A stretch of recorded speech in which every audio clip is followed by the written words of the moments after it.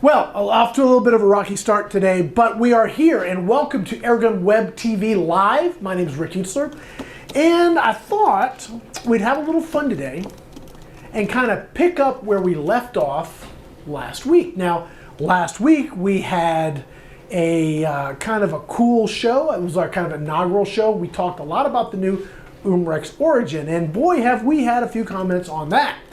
It seems that some people, I won't say took offense, but certainly took issue with the fact that, well, what about the Avenger? Well, you know, I thought, I've got an Avenger, so why not talk about the Avenger? And forgive me, I got a little glass of water here today because it's, again, hot here in West Texas. We talked about that. We don't need to go back into that again. But it's a little warm and a little dry, so I got some water. But let's talk about the Avenger. What is the Avenger? The Avenger is actually another entry-level PCP, but it's very, very different from the Origin. Now, one of the things you'll notice on this gun is it kind of looks a lot like the Origin, and there's a reason for that. The reason is that it's made by the same manufacturer. As far as I know, that is the case. So you have different features, different feature sets, different stuff going on, but essentially, you have a very similar gun. So let's talk about the differences. And I'm still going to stand by, like firmly stand by, that if you are new to PCP air guns, you don't have any of the gear, you just want to start shooting PCP, the best gun you can buy right now is going to be the UMREX Origin. But what if you already have some gear? What if you've already been dabbling with PCPs and you want to kind of do something different? Well, that's where the Avenger comes into play, because the feature set in this gun is pretty impressive. So let's jump right in. What is the Avenger? Well, the Avenger comes in 3 calibers. I believe I'm right. Hopefully I am. Last week I talked about the Origin being in 177. It's not, it's just 22. Put that on the video over on YouTube. But this gun is available in multiple calibers. In fact, this is the 25 caliber. Now, the big trick this has up its sleeve is not some easy to pump system. The trick this gun has up its sleeve is massive adjustability without you guys having to take it out of the stock. You don't have to dismantle the gun to make changes, and that's really a big deal.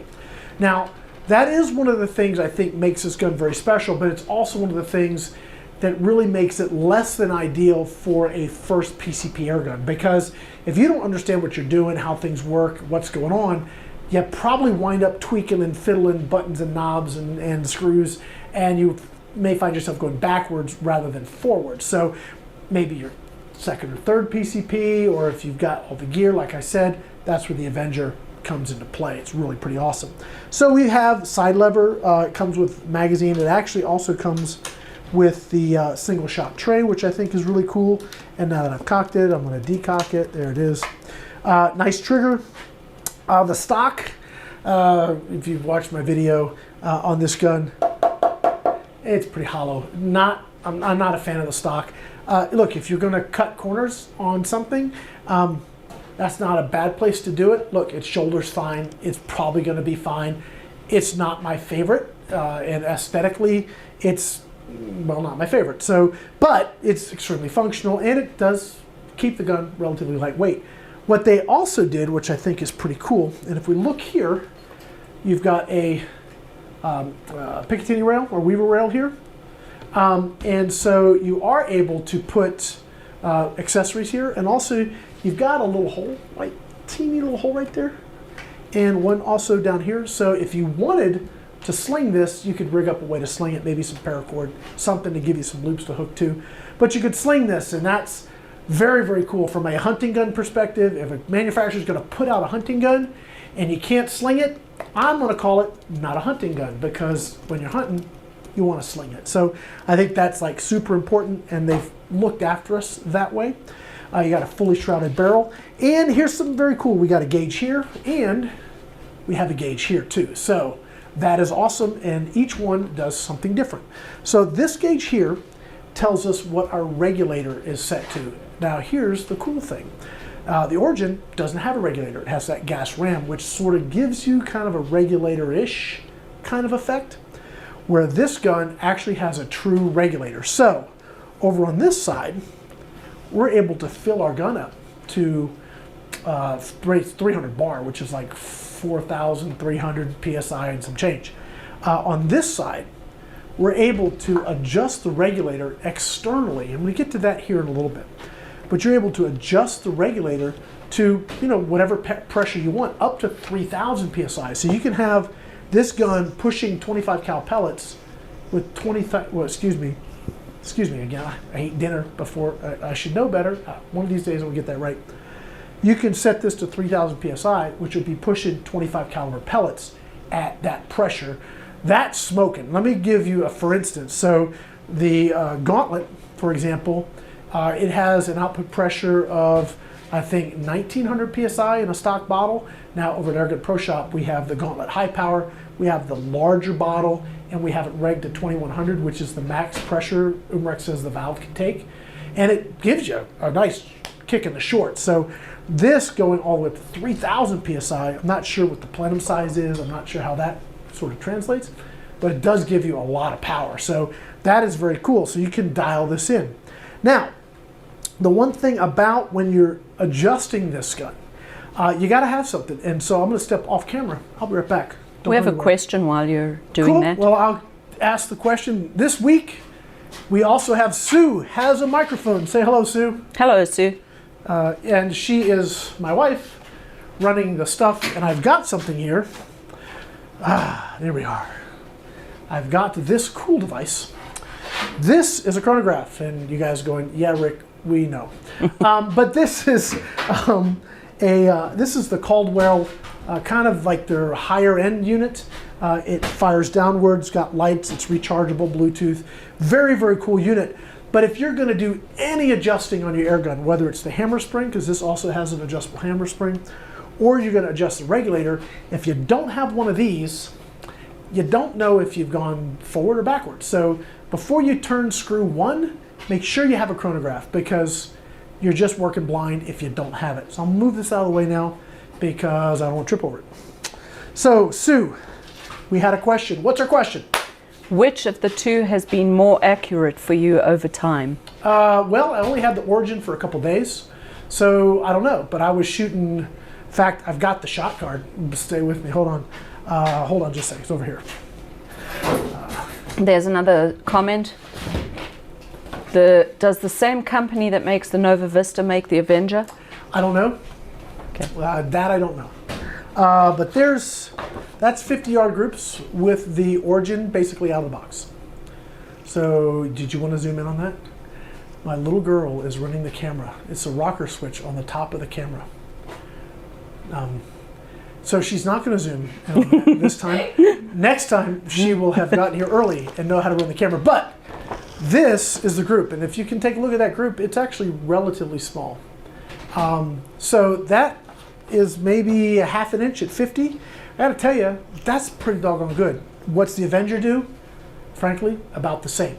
I think where the advantage comes in, like on the accuracy front, is because you can adjust the Avenger. Say you want to shoot at 100 yards. I don't think the Origin's going to be that 100-yard gun for you, okay? Because I don't think it has the gas in the tank at the muzzle to get out the 100 yards consistently. And then again, it's 22. In 25, you definitely can turn it up and probably get that 100-yard accuracy, at least some semblance of it. We got another question. Sue, what's our question? How many FPS? You have to go back to my video on this one, but in 25 caliber running 25 grain pellets, it was probably close to 900, if not fraction over. So smoking fast. Yes, Sue. Who makes the barrel? I don't know. It's a rifle barrel that shoots straight. I don't want to tell you. Probably the company that makes the gun. It's not like a Lothar Walther or something like that. Does it come in the package? The barrel? Yeah. All of that together? The barrel is part of the gun. I don't know if my wife is asking. I'm asking that question. My wife is asking that. Okay. I was like, that's an odd question. I wasn't quite sure where that was coming from, but yes. Well, I know sometimes your barrels are packed separately, so I didn't know if this was one of those. They're really not. They're always packed with the gun. The gun sort of needs to have a barrel to be a gun, but yeah, we learn something new every day. I'm going to get smacked later, so it's all right. No, we'll just edit this part out. It's all right. So you need to like raise one hand for your question and another hand for your question, and let me know which is which, and that'll help. Excuse me. So back to the whole point here. As far as accuracy goes, if you're shooting at 50 yards, 22 caliber, both sides, probably no different. If you're stretching to beyond that, the Avenger's probably going to be better because you can turn the power up, run heavier pellets, find something that works, and probably be able to push a little harder. But here's something that I really want to talk about today, because we're not talking about just the gun. Okay, so the Origin, why I was so impressed with the Origin is because they put everything in the box. Okay, barrier to entry on a PCP means you got to fill it. So that means a tank. I'll be right back. I got to go grab a tank.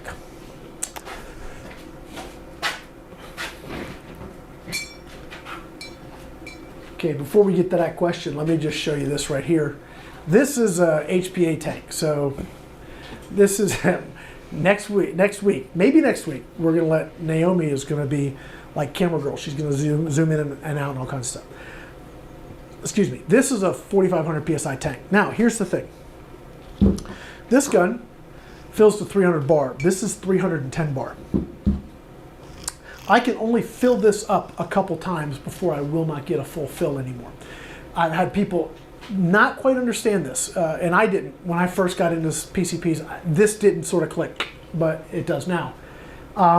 This will only equalize with this. So even though this has a bigger reservoir, if I'm filling the smaller reservoir, if this is 3,000 PSI and this only has 3,000 PSI, the fact that I've got more in this tank is not going to put more pressure in this. It's only ever going to equalize. So by the time we are sort of filling this 2 or 3 times, you're done. You're not going to be able to get up to a full fill.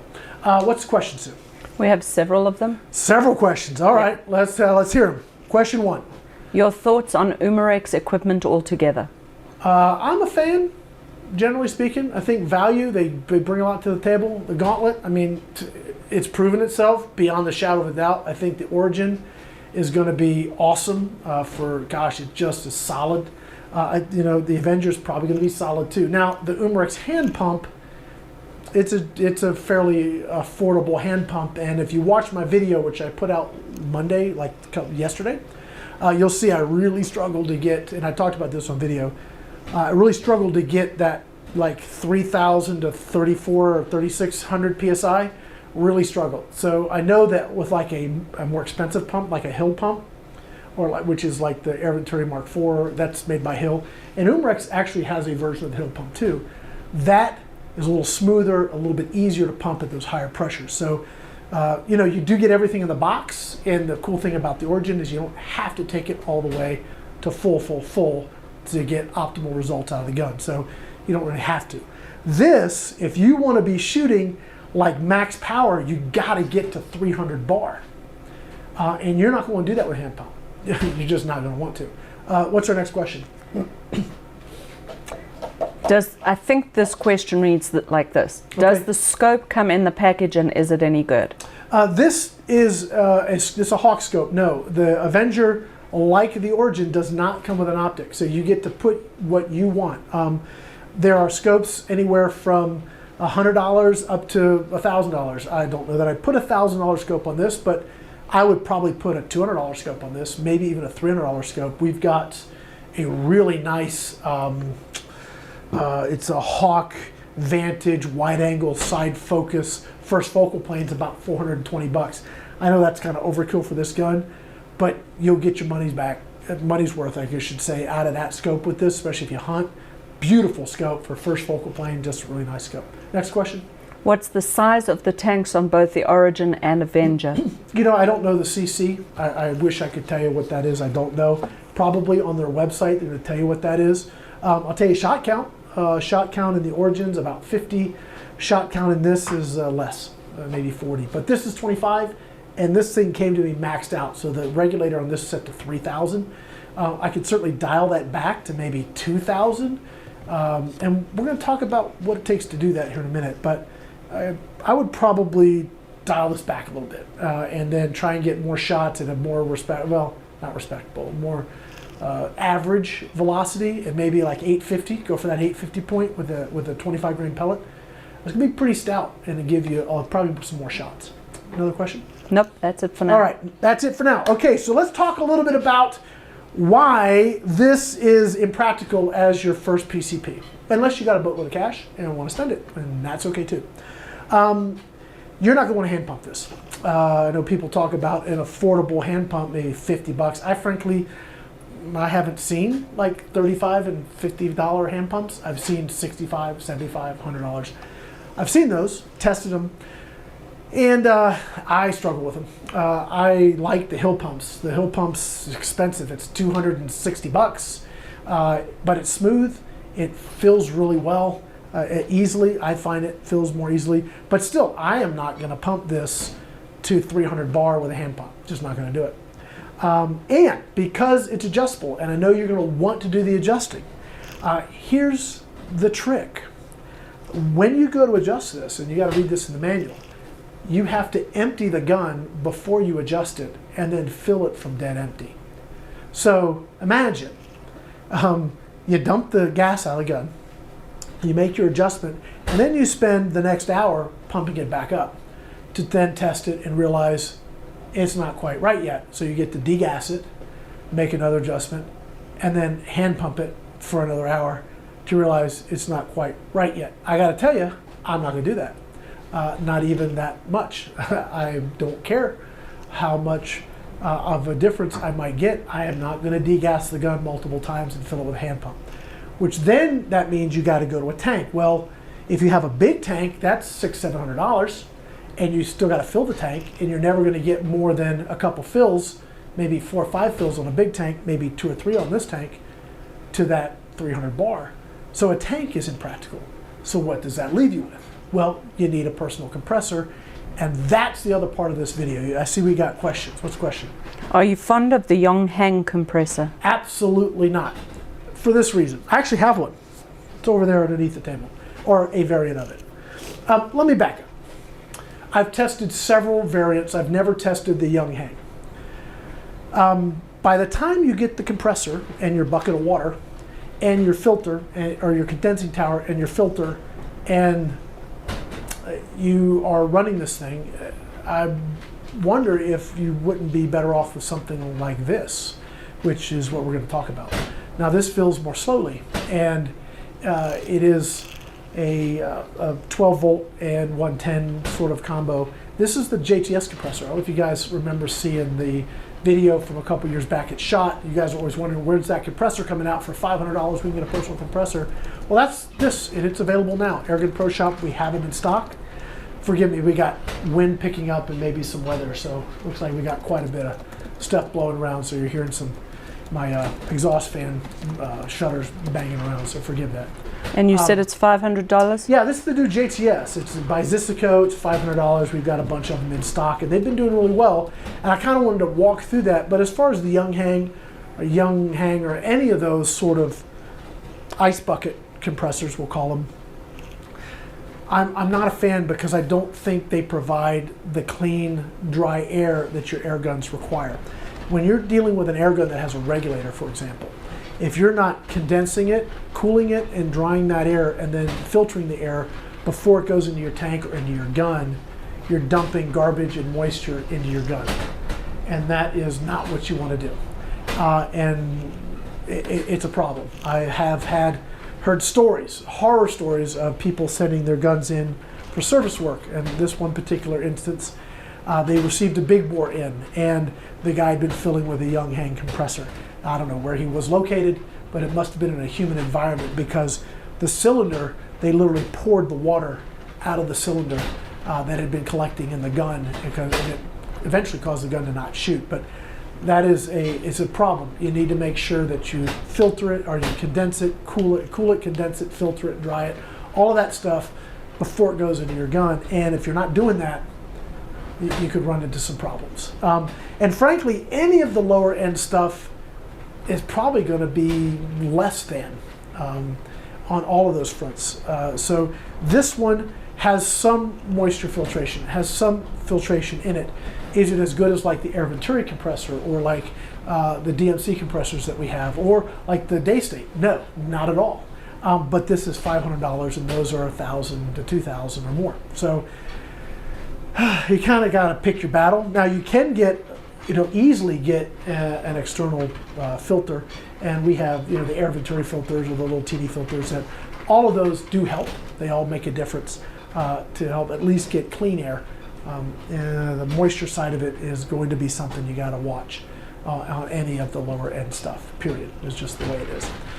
So let's talk about this little compressor here. So the cool thing about having a personal compressor with a gun like this is because it's no big deal to fill it up and tweak it, or tweak it, degas it, tweak it, fill it up again, test it. You can just do that cycle as much as you want, and you're just running the compressor to sort of top things off and fill it up. So boy, we have got some wind coming through today. Okay, so I thought I'd show you guys how this works. You see the whole front panel here. We've got what's called the converter, and I've got this little rag here because if you run it for an extended period of time, it'll spit some goo at you, and so we just collect that on that little rag there. But when you plug the converter in, it provides 12 volt at the right amperage to your compressor. We have a little sound here when I plug this in. Okay, so that's it. Very quiet so far here. The compressor itself is relatively quiet, but it does have some noise, not a big deal. On the top here, you can fill up to 4,500 PSI. And the big question is, can you fill bottles? I'm told you can. Now, I would maybe fill for 15-20 minutes and then let it take a break, and then 15-20 minutes and let it take a break. I would probably not want to fill this from like dead empty as straight. I think you'd probably wind up kind of overtaxing your compressor. But for filling guns, which is really what this is designed to do, just direct fill your guns, what I tell people, and this is my hashtag, and I meant to put it up on the thing, is skip the tank. It's hashtag skip the tank, because tanks are expensive. This is $400. Of big bottles, $700 to $800, $600, $700, just depending on what you get. This compressor is $500. It's oil lubricated, air cooled, and it just works really, really well. So here's how this goes. So this gun, very nicely, this is one thing that I think all air guns should have, is like a unified fill port, and this has the standard Foster connector, which is awesome. So I'm gonna plug this in here. All right, now the gun is basically full. I didn't want to have you guys like stare at the camera and me looking at this fill for 5 or 10 minutes, however long it took to top it off. But we're just going to walk through the process of this just coming up to pressure and then shutting off, because this has an auto shut off feature. So up here you have a gauge. You set the gauge when you want this to stop. So I've got this set for 300 bar. And let's see, we're going to go ahead and turn the compressor on. Okay, now you hear the noise, okay? So now you've got, that's the compressor noise going. And we're going to open the bleeder valve. Generally, you never want to start it under pressure. You want to let it run a few cycles, maybe 15, 20 seconds, kind of let the oil start slapping around before it's trying to make air. So we've got that going. We'll go ahead and push the start button. All right. And you can hear it churning. It's like a little sewing machine going in there. And so after a few seconds that it's been churning, we're going to go ahead and shut the bleeder. All right, and immediately we're already building air. I'll kind of give you a countdown. So again, this is pretty much full. So this is just it filling up, okay, just the compressor itself. So we're already over 1,000 PSI, and we're just about to hit 2,000 now. Just hit 2,000 PSI. This is, again, the compressor is just building up pressure within itself. This has got a one-way valve, so if this was like 3,000 PSI, this would build up very quickly, and then after that 3,000, it would start putting air in our cylinder here. So we're over 3,000, we're almost to 4,000 now. We're at 4,000 PSI. All right, and it just automatically shut off. Now you bleed it,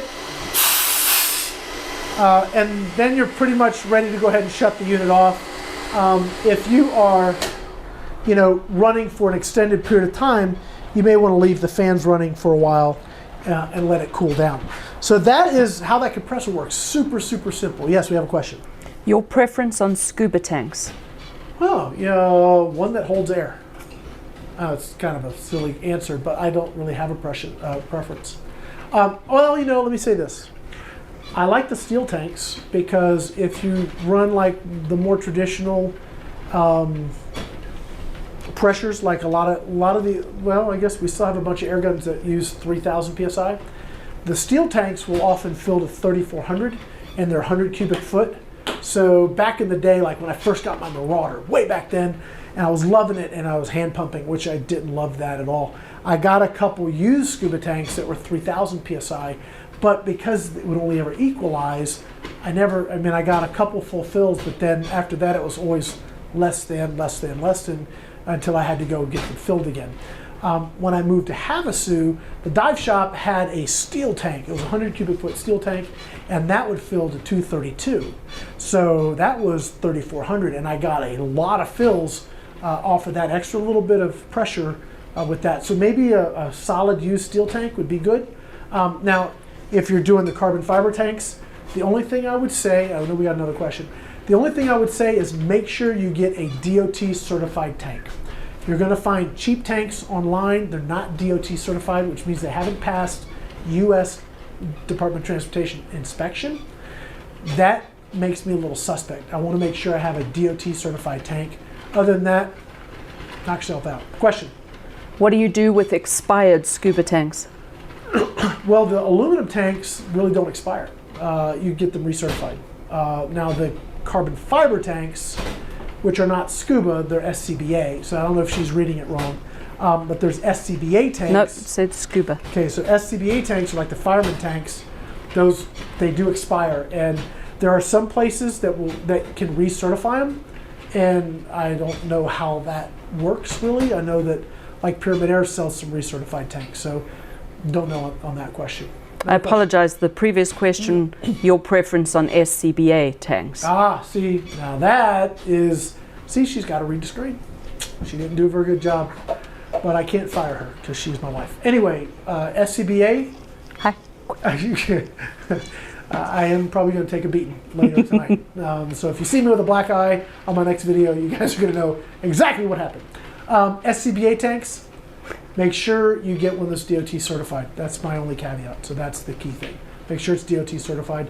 And also look at the born on date. If you buy a tank that's 4 or 5 years old, you're already 3/4 of your useful life of that tank's gone. So make sure you look at the date. Yes, Sue? Do you know if that compressor is available in Canada? Yes, there's a guy selling them in Canada. I don't know who it is, but there is a guy selling them. Look it up or reach out to Zisico because there is a guy selling them in Canada. And heck, we might be able to ship to Canada. I don't know if we can ship compressors. If we can, go to Airgun Pro Shop and send a note to the forum, and we'll take a look at it. Because if we can ship it, we'll ship it. It's easy. Any other questions? And what time are we at? 7. 7 o'clock. There's half an hour. We burned a half an hour, guys. That's another episode down the hatch. All right. So for all you guys that were like all chafing about me not saying how awesome the Avenger is. The Avenger is awesome. I love this gun. I love the adjustability that it brings to the table.